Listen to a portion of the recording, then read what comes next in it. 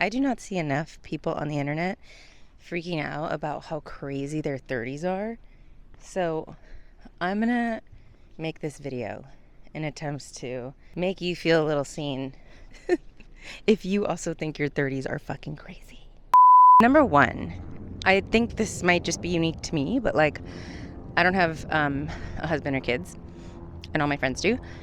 So that's already a mind fuck, because I'm just like, you guys are full on living with a person every day, and you're like responsible for little human beings. Like,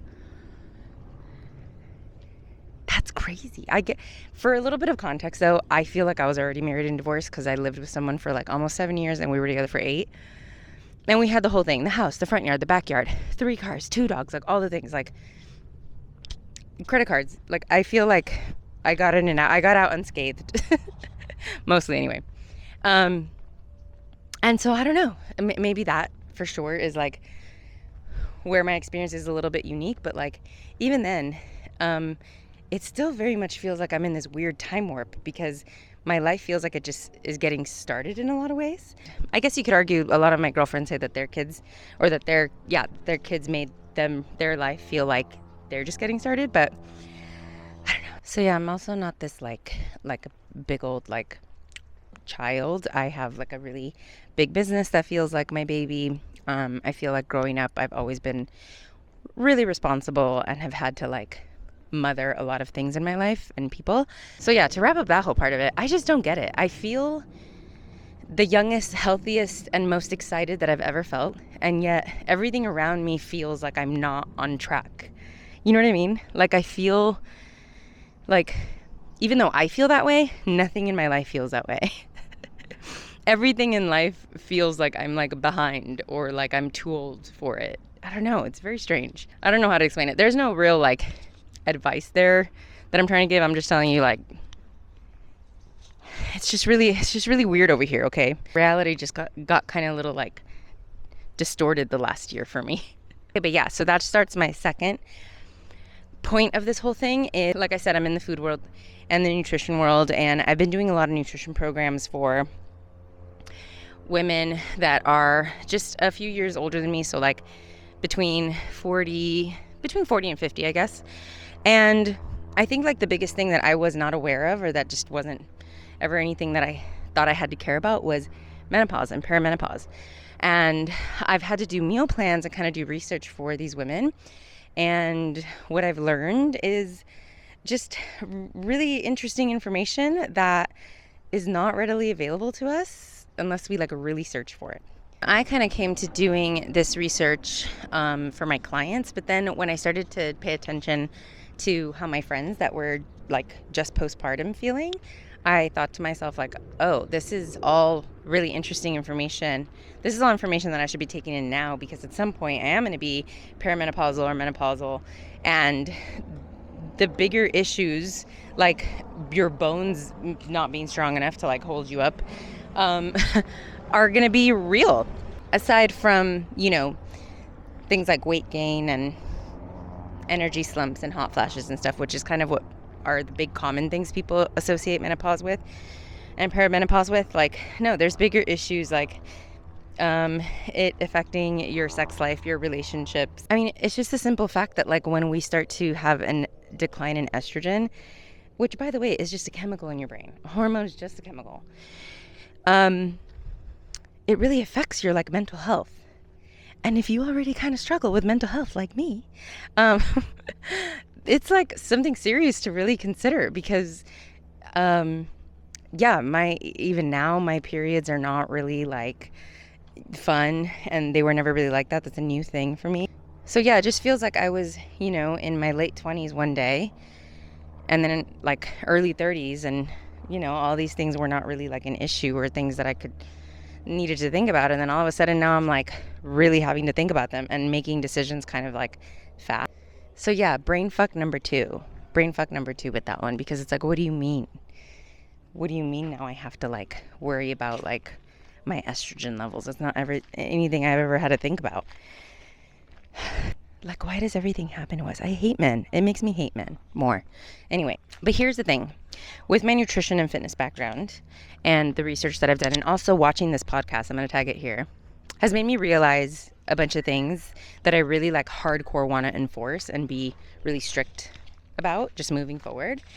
So I wanted to share them with you, and just in case you're kind of feeling the same way.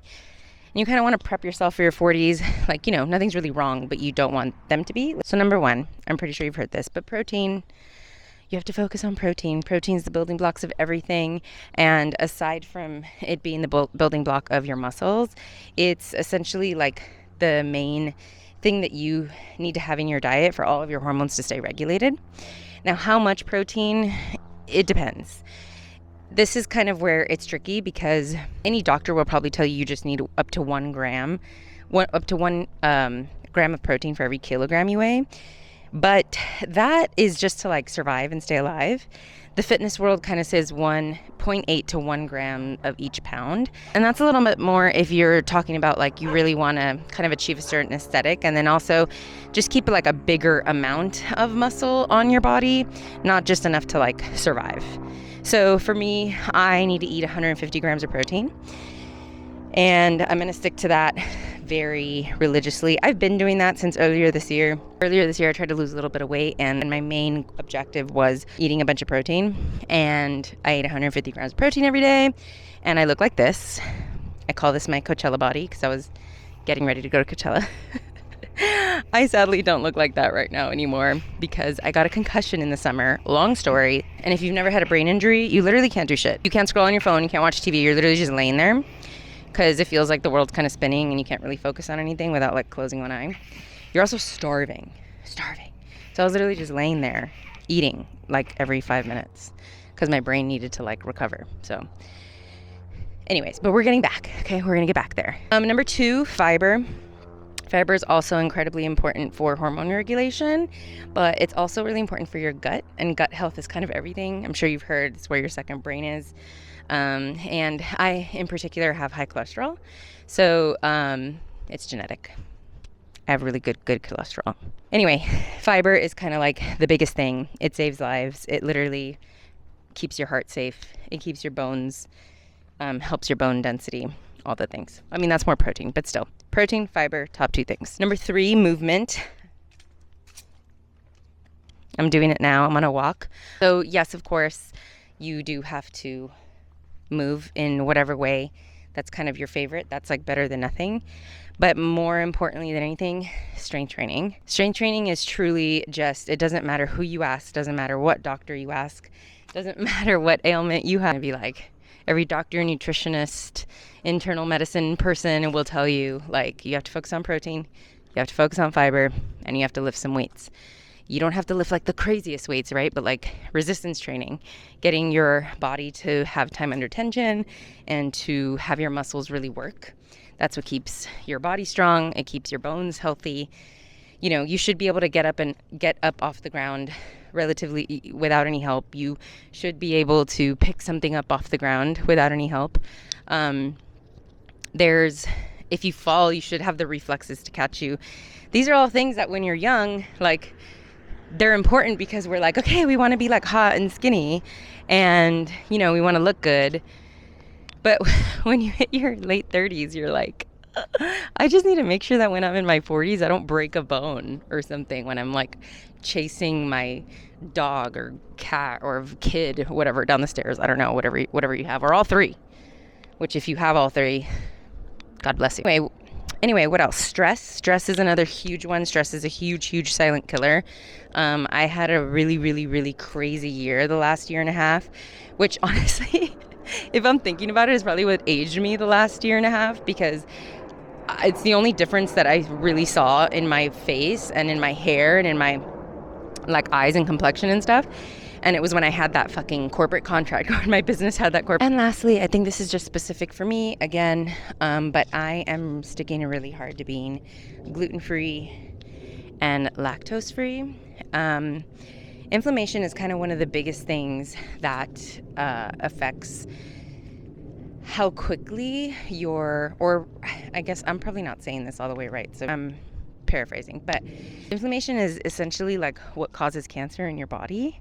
So different things cause inflammation. There's allergens, there's toxic things in our food, there's stress, there's alcohol, things like that. And the more your body is under inflammation, the more like chronic illness you'll have over time, and it can show up in a lot of different ways. But if you are going through perimenopause or menopause, it'll be like way more hardcore. Like the symptoms will be way more hardcore because it throws off your hormones even more. So if your estrogen's plummeting, and then you also have a lot of inflammation going on, it might make you feel like a crazy person. And you would be right, because you probably are feeling a little crazy or going crazy. So yeah, body wise, fitness wise, health wise, from now until forever, you will see me prioritize protein, fiber, movement. I'm putting an asterisk on that one because it is strength training, but I also want to make sure that I'm getting enough walks, because if I didn't mention this before, walks really regulate your hormone system. And then what was the last one? Oh, gluten-free, dairy-free. Aside from prepping like perimenopause and menopause, it's also just what I'm working on for my face. I feel like my complexion is way better when I'm prioritizing all those things. If I didn't say sleep should be number one on this list, but the only reason I didn't say it is because you don't got to tell me to sleep. I love a good sleep. I will sleep every day, 8 to 10 hours, 12 if I can. Anyway, yeah, all of these things are also going to go to they're also going to go to my next point, which is aesthetics. So I have never gotten Botox or filler or anything. I'm not saying that as a pick-me. I'm just telling you how it is. I want to. I don't know. I can never rationalize spending that much money, but at some point I will. And, but until then, I'm going to make sure that I'm doing all these other things. So that way I can feel like I'm, aging in a graceful way, because we all know what it feels like when you wake up from a night of going out or not sleeping enough, and you wake up and your face looks like totally different than what your actual face is. It's like, oh my God. So yes, fillers, Botox, all that do wonders, but so does making sure your internal world. So I kind of want to focus on that more than anything before I get Botox or fillers. And if I do, I will let you guys know exactly what I get, because A, I'm going to need help and I'm going to need advice, but B, yeah, I don't know. I don't care. I don't think there's any shame in it. Who cares? Okay, and lastly, I need to revamp my style. And I'm going to do that slowly, because I don't know what the fuck to wear. First of all, I'm always in athletic gear, because I get up in the morning and the first thing I do is work out, and then after that I change, and then I go cook for people. So it's I still wear leggings and kind of athleisure. And then if I go out, it's just jeans and a cute top. Hello, that's our millennial uniform, jeans and a cute top. But it's just I don't know what shoes to wear anymore. I don't know what cut of boot we're wearing anymore. Also, I got hips and an ass. It just feels like you can't just wear whatever. I want to wear something baggy and cute because it's comfortable, but then all of a sudden I look like ginorm. But then if you wear something too tight so you could show off your curves, so people can see that you have a waist, it looks very Fashion Nova. I don't know. No offense to Fashion Nova or Fashion Nova models. I'm sure they're great. But anyway, yeah, I'm going to work on all those things. I don't care about it. I think aging's great. I just think it's terrifying, but not because it's scary that I'm getting older. I like getting older. I feel much more comfortable and happier as an older person, but just because it feels like you can see the subtleties, the subtle changes in your everyday life, and they don't feel like nothing, but then all of a sudden you're a year older and you're like, what the fuck just happened? How am I old now? How am I, what do you mean? What do you mean my friend has 3 kids now? What are you how do we get here? I don't know. It just feels like it's moving really fast, And so that's okay. I guess that's just life or whatever, but it's I just want to feel a little bit more intentional. That's what it is. I want to feel more intentional with my choices. So that way, when life lifes me, I'm not there with a thumb up my ass. You know what I mean? Anyway, I don't know what I'm talking. Does anyone know what we're doing? Does anyone know what to do?